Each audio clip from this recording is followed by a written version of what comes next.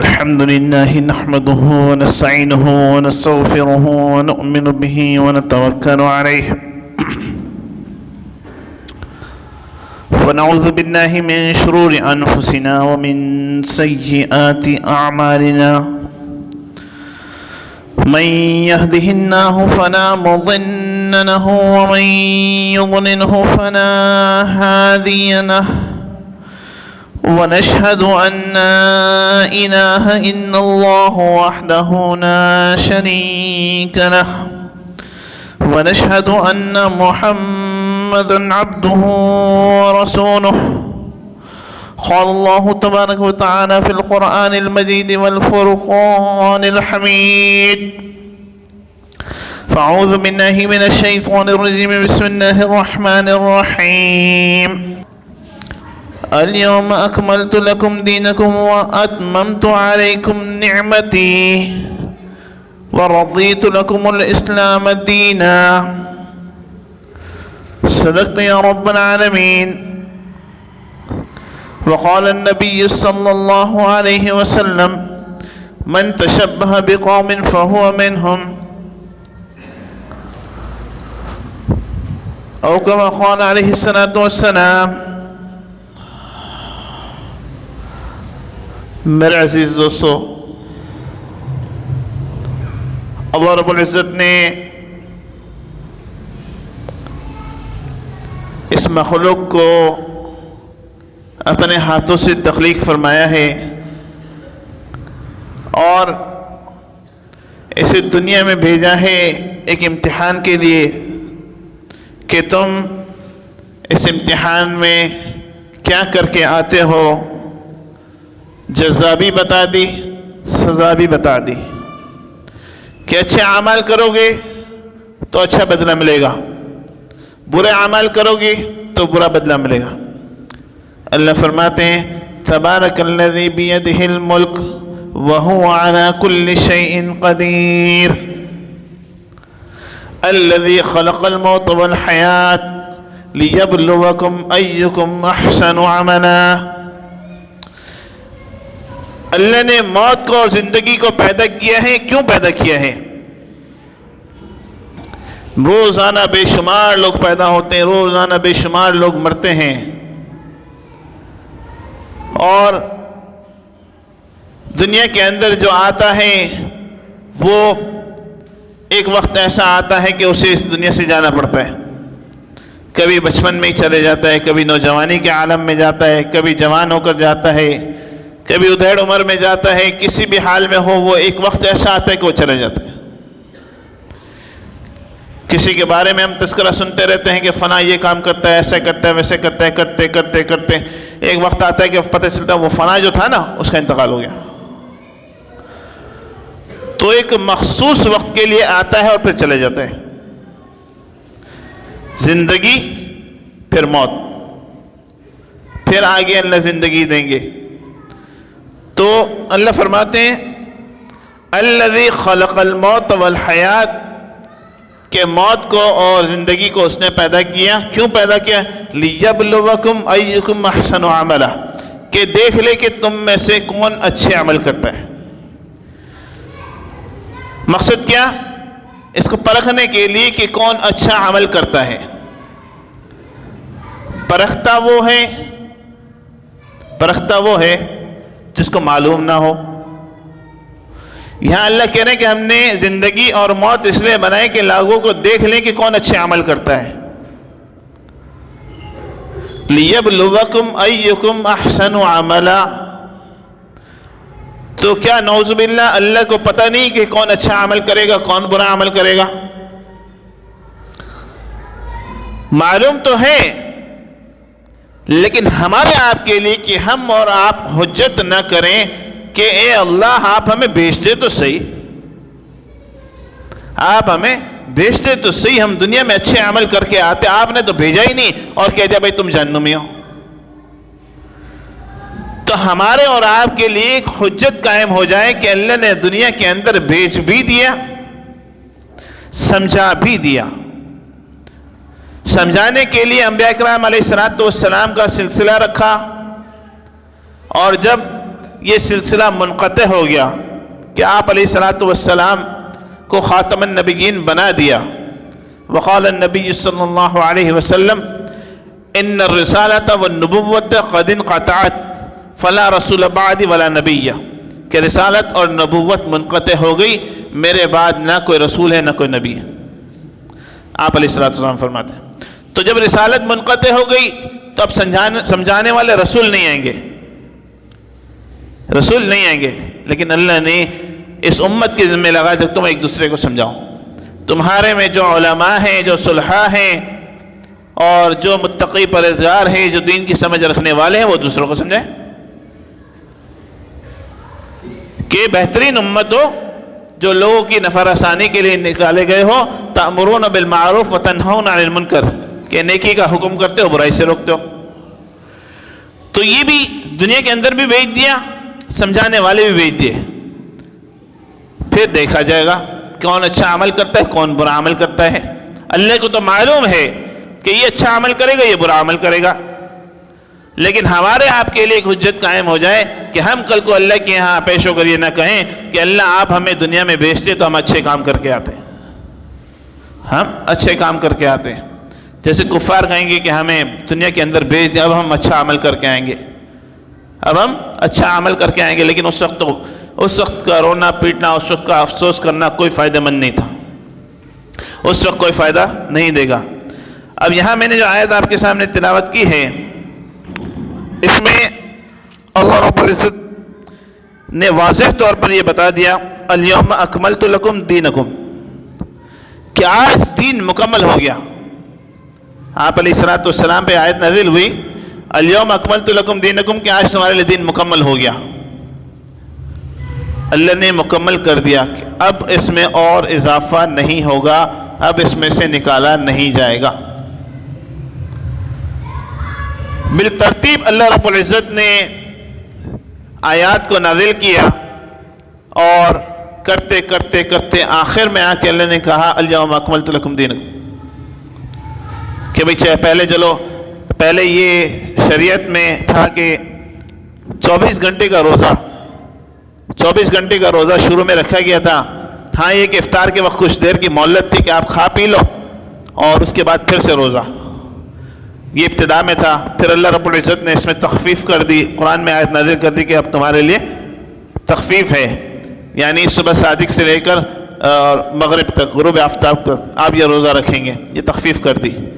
اسی طرح سے شراب کے لیے کہا کہ بھئی اگر تم نشے کی حالت میں ہو تو نماز کی طرف نہ جاؤ، تم اگر نشے کی حالت میں ہو فلا تقربوا الصلاۃ، نماز کے پاس نہ جاؤ، قریب نہ جاؤ. تو اس سے پتہ چلتا ہے کہ گنجائش تھی، کہ شراب پینے کی گنجائش تھی، لیکن اگر نماز کی حالت میں ہو تو پھر نہ جاؤ. لیکن پھر بالکلیہ حرام کر دیا، بالکلیہ حرام کر دیا کہ اب ایک قطرے کی بھی گنجائش نہیں ہے، ایک قطرہ بھی اگر کوئی پیے گا تو حرام ہے. تو بتدریج یہ دین آتا گیا، نازل ہوتا گیا، اور بالآخر اللہ نے یہ آیت نازل کر دی الیوم اکملت لکم دینکم، کہ ہم نے دین تمہارے لیے مکمل کر دیا. وَأَتْمَمْتُ عَلَيْكُمْ نِعْمَتِي، تمہارے پر اپنی نعمتیں تمام کر دی. نعمت سے کیا مراد ہے؟ دین مراد ہے، شریعت مراد ہے، کہ اللہ نے نعمت تمام کر دی. وَرَضِيتُ لَكُمُ الْإِسْلَامَ دِينًا، اور تمہارے لیے ہم نے اسلام کو بطور دین منتخب کر لیا ہمیشہ کے لیے. تمہارے لیے اسلام کو بطور دین کے منتخب کر لیا ہمیشہ کے لیے. تو اللہ رب العزت نے دین کو مکمل کر دیا اور اپنی نعمت تمام کر دی، اور دین اسلام کو ہمارے لیے منتخب کر دیا. اب اگر کوئی اس دین سے پھرتا ہے، اگر کوئی اس دین سے پھرتا ہے، اسلام کو چھوڑتا ہے، تو وہ مرتد ہے اور وہ کافر ہے. اچھا، اگر کوئی اس دین کو چھوڑتا تو نہیں ہے، پھرتا تو نہیں ہے، رہتا دین اسلام میں ہی ہے، لیکن عادات، اطوار، طریقے غیر مسلموں کے اپناتا ہے، عادات طور طریقے غیر مسلموں کے اپناتا ہے، تو آپ علیہ الصلوۃ والسلام نے فرمایا من تشبہ بقوم فہو منہ، کہ جو کوئی جس قوم کی مشابہت اختیار کرتا ہے وہ انہی میں سے سمجھا جائے گا، وہ اسی میں سے سمجھا جائے. من تشبہ بقوم فہو منہم, کہ جس نے کسی قوم کی مشابہت اختیار کی انہی میں سے سمجھا جائے گا. اب وہ مشابہت اختیار کسی اعتبار سے بھی کر لے, چاہے تو وہ لباس کے اعتبار سے انگریزوں کا لباس استعمال کرے, وہ مشابہت ان کی اختیار کر رہا ہے. لباس میں یہ کہ چست نہ ہو, جسم سے چپکا ہوا نہ ہو, جسم نمایاں نہ ہوتا ہو, کچھ ڈھیلا لباس ہو, تو لباس میں استعمال کرے, خواہ معاشرت میں استعمال کرے, خواہ ان کے طور طریقوں میں استعمال کرے, جس کا شریعت سے ٹکراؤ ہو, جس کا شریعت سے ٹکراؤ. اب آپ کو یہ کھانا تو وہ بھی کھاتے ہیں, کھانا ہم بھی کھاتے ہیں, اب یہ تو مشابہت ہو گئی, تو کیا کرو گے؟ کھانا کھانا چھوڑ دو گے؟ آپ کہو گے پانی تو وہ بھی پیتے ہیں, پانی ہم بھی پیتے ہیں, تو مشابہت ہو گئی, تو آپ کیا کرو گے؟ پانی پینا چھوڑ دو گے؟ نہیں, یہ بات نہیں ہے. شرعاً جس چیز کے لیے شریعت نے پابندی لگائی ہے کہ یہ کام نہیں کرنا, اب ان کی عادات کو اپناتے ہوئے, ان کے طریقوں کو دیکھتے ہوئے ہم وہ اختیار کرنے لگے. مثال کے طور پر شریعت نے خوشی کے لیے ایک حد مقرر کی ہے کہ آپ خوش ہوں, اللہ آپ کو خوشی دے, تو اس کے لیے ایک معیار مقرر کیا کہ آپ حد سے تجاوز نہیں کریں گے, آپ حد سے تجاوز نہیں کریں گے. خوشی کا موقع مسلمان کے لیے عید الفطر خوشی کا موقع ہے کہ اللہ نے رمضان کے روزے کی توفیق دے دی.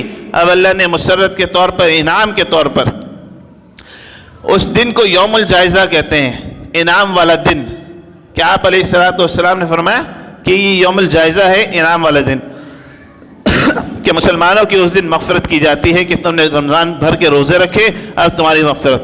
اب یہ خوشی کے موقع پر ہم کیا کرتے ہیں؟ 2 رکعت نماز پڑھتے ہیں. خوشی کا موقع ہے, 2 رکعت نماز پڑھتے ہیں. تو کسی چیز کی خوشی کے لیے اسلام کا طریقہ یہ کہ اللہ کے قریب ہو جائے, اللہ کے اور قریب ہو جائے, کہ اللہ نے مثال کے طور پر کوئی راحت نصیب کر دی, مکان تھا نہیں, اللہ نے مکان نصیب کر دیا, تو 2 رکعت نفل شکرانے کے, اللہ تو نے, تیرا احسان ہے, تیرا کرم ہے. بھئی نکاح ہوا نہیں تھا, اللہ نے توفیق دے دی, اللہ نے جوڑ کے لیے اس کے لیے رشتہ مقرر کر دیا اور وہ نکاح ہو گیا, تو یہ خوشی ہے. خوشی میں ہے کہ اللہ کے اور قریب ہو جائے, اللہ کا شکر گزار بن جائے. اولاد تھی نہیں, اللہ نے اولاد دے دی, تو اللہ کا شکر ادا کریں. یہ وہ نعمتیں ہیں جو عموم ہیں, جو عموم ہیں. پہلے تو اس بات کا تعین ہو جائے کہ خوشی کہاں منانی چاہیے, کہاں نہیں منانی چاہیے, کہاں منانی چاہیے, کہاں نہیں منانی. مثال کے طور پر ہمارا سال گزرتا ہے ہماری پیدائش کا, تو کیا مناتے ہیں انگریز؟ سالگرہ. لفظ کیا ہے؟ سالگرہ, سال گر گیا. ہم اپنی موت سے قریب ہو گئے, ہم اپنی آخرت سے قریب ہو گئے, ہم خوشی مناتے ہیں. خوشی کس بات کی؟ اعمال کی تو تیاری تو ہے نہیں ہماری, ہم خوشی مناتے ہیں. اسی طرح سے شمسی جو مہینے ہیں, ایک قمری مہینے ہیں, اسلامی تاریخ جو چاند سے چلتی ہے, ایک شمسی مہینے ہیں, تو اس اعتبار سے جب سال مکمل ہوتا ہے تو خوشی منائی جاتی ہے. خوشی کس بات کی؟ سال مکمل ہو گیا, نیا سال آ گیا. نئے سال میں کوئی خاص بات ہے؟ کوئی خاص بات نہیں ہے, بلکہ ایک سال ہمارا اس زندگی میں گزر گیا اور اگلے سال میں ہم داخل ہو رہے ہیں, ہم نے کوئی کام خاص نہیں کیا, ہم نے کوئی ترقی نہیں کی, ہم نے کوئی نمازیں لمبی چوڑی پڑھی نہیں, ہم نے کوئی تلاوت اچھی خاصی کی نہیں, ہم نے اللہ کا ذکر کوئی خاص کیا نہیں, ہم نے لوگوں کی خدمت کی نہیں. ہم خوشی منانے کے اگلا سال آ گیا, پچھلا سال چلا گیا, پچھلا سال چلا گیا. اور خوشی منانے کے جو طریقے ہیں وہ ویسے ہی غیر شرعی ہیں, وہ ویسے بھی غیر شرعی ہیں, کہ عام طور پر بھی شریعت اس کی اجازت نہیں دیتی. مثال کے طور پر عورتوں مردوں کا اختلاط ہوتا ہے, ان کا آپس میں ایک جگہ ایک ساتھ جمع ہونا ہوتا ہے, اسلام نے تو ویسے بھی اس کی اجازت نہیں دی. اسلام نے تو ویسے بھی اس کی اجازت. خوشی کہاں سے ملتی ہے؟ خوشی کس کی طرف سے ملتی ہے؟ اللہ کی طرف سے ملتی ہے. تو اللہ جب آپ کو خوشی دے دے, آپ کے اوپر مہربان ہو جائے, تو آپ کیا کرو گے؟ اللہ کی نافرمانی کرو گے کہ اللہ تو نے مجھے خوشی میسر کر دی, اب میں تیرا نافرمان ہو جاؤں گا, نعوذ باللہ. ایسے کرو گے؟ ایسا تو ہے نہیں. شریعت تو کہتی ہے کہ جب اللہ, شریعت یہ سبق دیتی ہے اللہ جب آپ پر مہربان ہو جائے تو آپ اللہ کے اور قریب ہو جائیں, آپ اللہ کے اور قریب ہو جائیں. کہ آپ علیہ الصلوۃ والسلام بخشے بخشائے پھر بھی کیا کرتے تھے؟ رات بھر نفل پڑھتے تھے, یہاں تک کہ پاؤں میں ورم پڑ جاتے تھے. اور آپ علیہ الصلوۃ والسلام عائشہ صدیقہ رضی اللہ تعالیٰ عنہ کے کہنے پر کیا فرماتے ہیں؟ کیا میں اللہ کا شکر گزار نہ بنوں؟ کیا میں اللہ کا شکر گزار نہ بنوں؟ تو ہمارے نبی کا طریقہ تو شکر گزاری کا یہ کہ وہ نفل پڑھتے تھے لمبی لمبی، قرآن کی تلاوت کثرت سے کرتے تھے. یہ خوشی کا طریقہ تو انہوں نے یہ بتایا. ایک تو یہ خوشی کا موقع نہیں ہے، ایک تو سال گزرنے پر خوشی کا موقع ہے نہیں. دوسری بات، خوشی منانے کا جو طریقہ ہے بالفرض آپ کے کہنے پر ہم مان لیتے ہیں وقتی طور پر کہ چلو ہم کہتے ہیں خوشی کا موقع ہے. تو خوشی کے موقع کے لیے کیا ہے؟ خوشی کا موقع اس طور پر منایا جا رہا ہے کہ اللہ کی نافرمانی کی جا رہی ہے، اللہ کی نافرمانی کی جا رہی، فضول خرچی کی جا رہی، پیسے برباد کیے جا رہے ہیں، آتش بازی کی جا رہی ہے، فائرنگ کی جاتی ہے، اسی طرح سے مختلف قسم کے اختلاط ہوتے ہیں، عورتوں مردوں کے ناچ گانے ہوتے ہیں. یہ سارے اللہ کی نافرمانی. شریعت کا تو یہ طریقہ ہے ہی نہیں، شریعت کا یہ طریقہ ہے نہیں، یہ تو کفار کا طریقہ ہے. پھر آپ علیہ الصلوۃ والسلام کی اس حدیث کو آپ دیکھ لو کہ من تشبہ بقوم فہو منہم، کہ جس نے جس قوم کی مشابہت اختیار کی وہ انہی میں سے سمجھا جائے گا. تو خیال کرو، احتیاط کرو، ایسا نہ ہو کہ نعوذ باللہ ہمیں ان کے ساتھ اٹھایا جائے. قیامت کے دن ہمارا حشر ان کے ساتھ نہ کیا جائے کہ تم ان کو پسند کرتے تھے، تم ان کے طریقوں کو اپنانے میں خوشی محسوس کرتے تھے، تم ان کے طریقوں کو اپنانے میں فخر محسوس کرتے تھے کہ غیروں کا طریقہ ہے اللہ کی نافرمانی کا طریقہ، ہم اس کو اپناتے ہیں. تو جب تم اس کو اپنانے میں خوشی محسوس کرتے تھے تو کہیں ایسا نہ ہو نعوذ باللہ قیامت کے دن ہمارے ساتھ وہ حشر ہو کہ چلو تم بھی کفار کے ساتھ اٹھائے جاؤ گے، نعوذ باللہ. تو بہرحال ایک تو یہ کہ موقع ہے نہیں خوشی کا، کیونکہ ہم قیامت سے اور قریب ہو گئے، اپنی موت سے اور قریب ہو گئے. آپ کی زندگی کے جتنے بھی دن تھے، جتنے دن مقرر اللہ نے کر دیے، اور اللہ نے جتنے دن مقرر کیے اس سے کم نہیں ہو سکتے، اس سے زیادہ نہیں ہو سکتے. جتنے بھی مقرر کیے اس میں سے 1 سال کم ہو گیا، اس میں سے 1 سال آپ کی زندگی کا کم ہو گیا. اب آپ مناؤ خوشی کہ 1 سال کم ہو گیا، میرے پاس وقت نہیں بچا، میرے پاس وقت نہیں بچا. اب مثال کے طور پر میں آپ کو ایک مختصر سی مثال دے کے سمجھاؤں کہ ہمیں سفر پر جانا ہے، ہمیں سفر پر جانا ہے، تیاری کوئی نہیں ہے، تیاری کوئی نہیں. مثال کے طور پر 6 گھنٹے بچے ہیں کہ بھئی سفر پر جانا ہے اور 6 گھنٹے بچے ہیں، یا وقت کا تعین ہی نہیں ہے، گاڑی کسی وقت بھی آ جائے گی اور ٹھہرے گی نہیں، ہمیں لے کر چلی جائے گی.